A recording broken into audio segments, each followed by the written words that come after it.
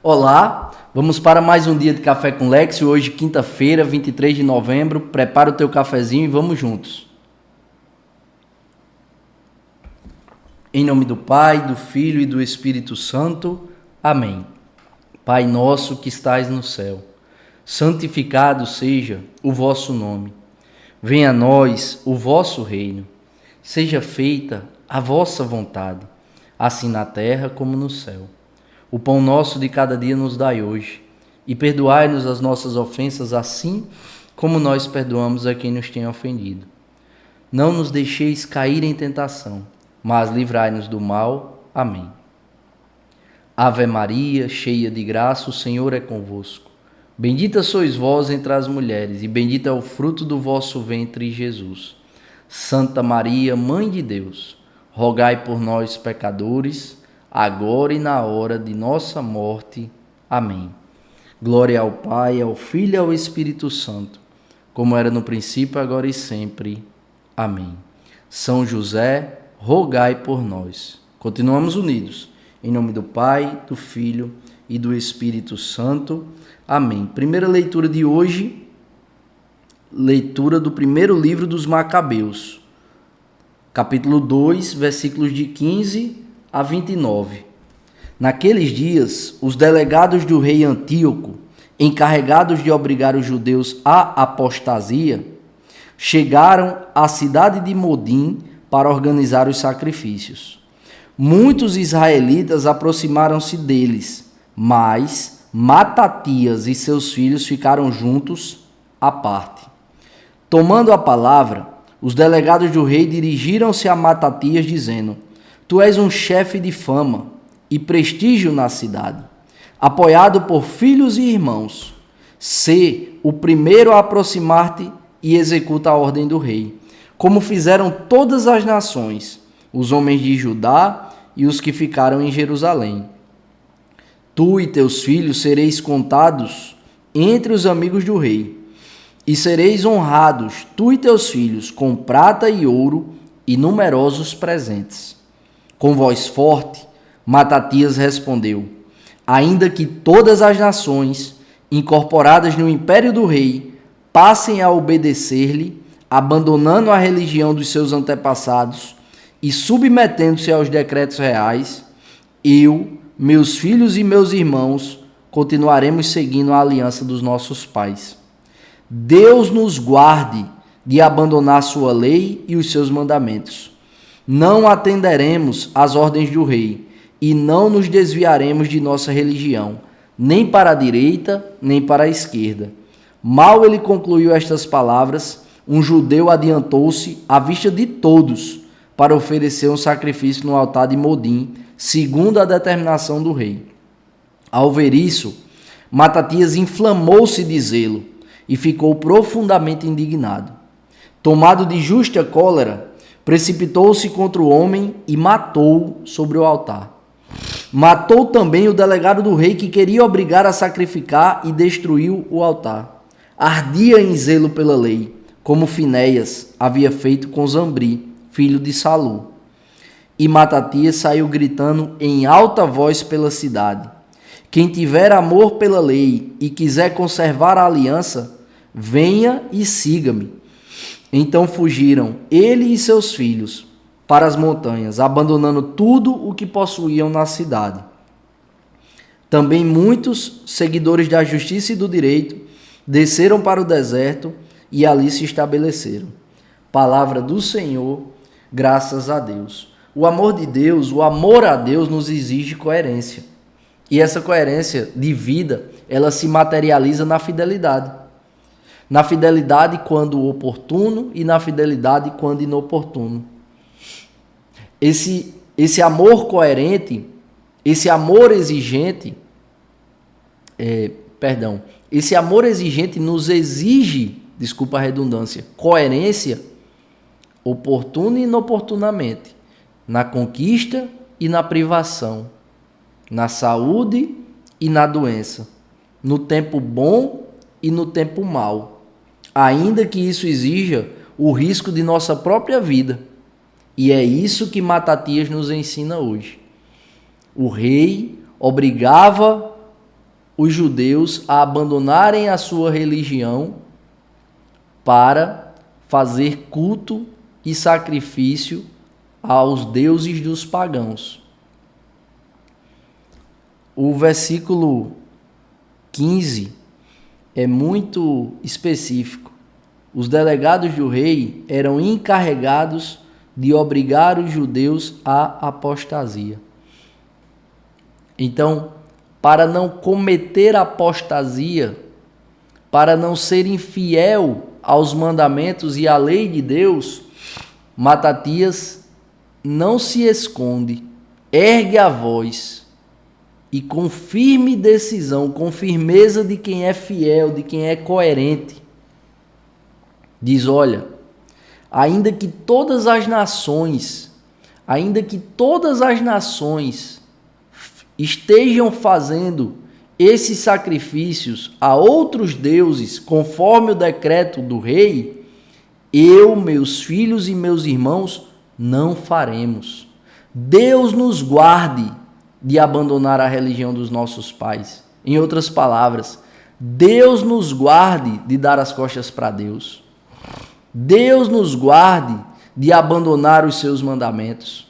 Deus nos guarde de ser infiel, de agir com desamor para com Deus.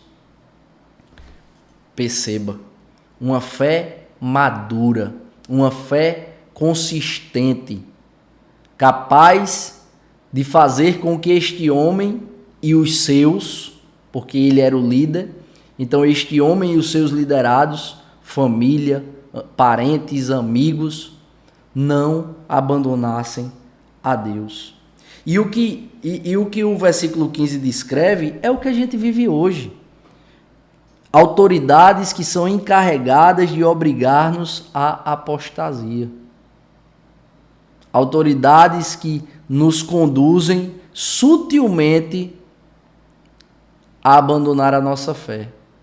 E atualmente, ou nos dias atuais, nós precisamos ter essa sensibilidade ao Espírito Santo e dizer: Espírito Santo, não permita que por medo, covardia, eu abandone o Senhor.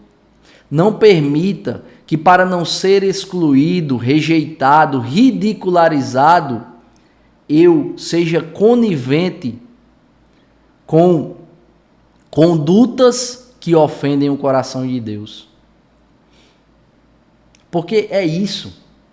A sociedade vai caminhando para o abismo e a gente, para não ser rejeitado ou excluído ou ridicularizado ou taxado de alguma coisa, a gente vai caminhando junto.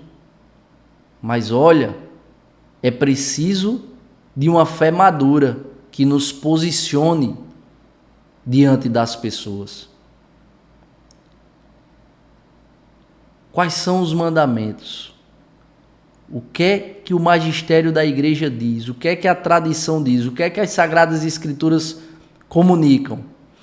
O que é que esse amor nos exige? É isso. Então pronto, é isso que eu abraço e é com esse estilo de vida, são com essas condutas, com base na moral, com base no magistério da igreja, que eu devo viver. E é essa fé que eu abraço, porque é essa fé que eu amo e professo. E não as conveniências deste mundo. Nós que desejamos ser discípulos de Cristo, não devemos buscar os aplausos e a aprovação deste mundo. Mas devemos buscar agradar o coração de Deus. Devemos buscar ser fiéis a Jesus Cristo, nosso Senhor. E qual a nossa conduta quando somos desafiados pelas circunstâncias em que a gente vive? Porque são tantas circunstâncias, são tantos momentos, tantos instantes que nos levam a sempre tomar a decisão. E agora, eu vou me posicionar pelo que é certo, eu vou me posicionar pelo que Deus pede, ou eu vou me posicionar pelas conveniências deste mundo, para agradar a quem está ao meu redor, para não ser ridicularizado, para não ser rejeitado, para não ser excluído. A quem eu quero agradar? Porque a coragem de Matatias, ela é fruto de uma fé consistente, de uma fé madura. E nós precisamos pedir essa fé ao Espírito Santo, que nos dê a capacidade de amar tanto a Jesus, que não o abandonaremos por nada. E por muito menos do que passou Matatias aqui, que era um decreto do rei o obrigando a fazer aquilo, e ele se recusou, e depois fugiu para as montanhas, por muito menos a gente abandona Jesus. Não são nem decretos de autoridades de fora. Muitas vezes são os nossos vícios, os nossos pecados, o nosso medo, a nossa covardia, a nossa imaturidade, a nossa falta de coerência com esse amor que o Senhor, esse amor que salva e educa para o céu, que o Senhor tem para conosco. E a gente simplesmente, para atender a nossa carne, para atender às nossas conveniências, a gente dá as costas para o nosso Senhor. E é preciso que a gente peça ao Espírito Santo a graça de uma fé madura, a graça de uma fé consistente, que faz a gente caminhar na verdade, que faz a gente caminhar pela verdade, porque essa verdade é a vida, vida com V maiúsculo, que nos conduz para a eternidade. O evangelho de hoje, Lucas capítulo 19, versículos de 41 a 44. Evangelho de Nosso Senhor Jesus Cristo, narrado segundo São Lucas. Glória a vós, Senhor. Naquele tempo, quando Jesus se aproximou de Jerusalém e viu a cidade, começou a chorar e disse: se tu também compreendesses hoje o que te pode trazer a paz, agora, porém, isso está escondido aos teus olhos. Dias virão em que os inimigos farão trincheiras contra ti e te cercarão de todos os lados.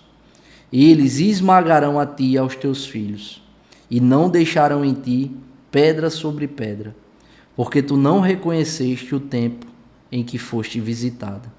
Palavra da salvação, glória a vós, Senhor. Então essa atitude de nosso Senhor nos mostra tanta coisa. Primeiro, o quanto Ele nos ama. O quanto o Senhor nos ama e nos deseja. Porque a cidade de Jerusalém que o Senhor olha e chora, olha que forte. O Senhor começa a chorar olhando para a cidade. E esse choro é fruto desse amor que quer salvar, esse amor que quer estar perto, que quer viver em comunhão. E Jesus, em outro momento, ele chora olhando para Jerusalém e diz: Jerusalém, quantas vezes eu quis e tu não quisestes? Quantas vezes eu quis e tu não quisestes? E essa Jerusalém, muitas vezes, somos eu e você. Que, repito, assim como a gente já refletia na primeira leitura, por muito pouco ou muito menos abandonamos a Jesus. Então, Jesus visita Jerusalém, e Jerusalém, muitos não enxergam a Jesus, e os que enxergam não o reconhecem. E diante da ruína que se aproxima, o Senhor chora, olhando para Jerusalém. E muitas vezes, quando Jesus fala, quantas vezes eu quis e tu não quisestes, muitas vezes isso acontece conosco. Porque quantas desculpas e quantos obstáculos a gente põe na nossa vida para não ter uma vida genuinamente cristã. Quantas desculpas e pretextos nós elencamos para justificar a nossa infidelidade, o nosso erro. Até quando a gente vai confessar. Quando a gente vai confessar os nossos pecados, o nosso coração está tão cheio de soberba, de orgulho, que a gente confessa o pecado e já vai justificando. Padre, eu pequei. Mas eu pequei por causa disso. Eu fiz isso por causa disso. Não. Olha, se você tá justificando o seu erro, na verdade isso já é uma atitude de tentar massagear o seu ego, né? Eu errei, mas foi por causa disso. Não. Padre, eu errei. Eu fui infiel. Eu pequei. Porque acho que a única justificativa é porque sou pecador. Essa é a minha condição. Padre, eu pequei. Fiz isso e venho aqui para pedir perdão a Deus e receber o seu perdão. E receber o sacramento da reconciliação. Pronto. Você já começa a mortificar o seu orgulho. E a gente pode fazer isso no dia a dia. Quando a gente erra com o nosso irmão, quando a gente erra com o nosso próximo, pedir desculpa sem ficar justificando o erro. Olha, eu queria que você me desculpasse, mas veja bem, eu fiz isso. Não, olha, perdão, eu errei. Eu errei e a única coisa que eu posso fazer, arrependido que estou, é te pedir perdão e me comprometer que isso não vai mais acontecer. Aí sim, é um coração humilde. E a gente precisa viver isso diariamente. Diariamente. E pedindo ao Espírito Santo o quê? A graça de uma fé madura, que produza em nós um jeito de viver coerente, para que a gente não fale uma coisa e faça outra, para que a gente não tenha uma vida dupla, uma vida na igreja e uma vida fora da igreja. É muito importante que a gente olhe para o evangelho de hoje e não queira ser como essa Jerusalém. Porque somos nós, somos eu e você que escrevemos a nossa biografia. E quem seremos nós, né? Aquele que diz eu quero mudar e muda de vida e acolhe o Senhor e acolhe a vontade de Deus, ou aquele que diz eu não posso, quando na verdade está dizendo Jesus, eu não quero. Pensemos nisso e que, inflamados pela liturgia de hoje, o Senhor nos abençoe e nos aprove a cada passo. Se vivo, vivo pela misericórdia do Senhor.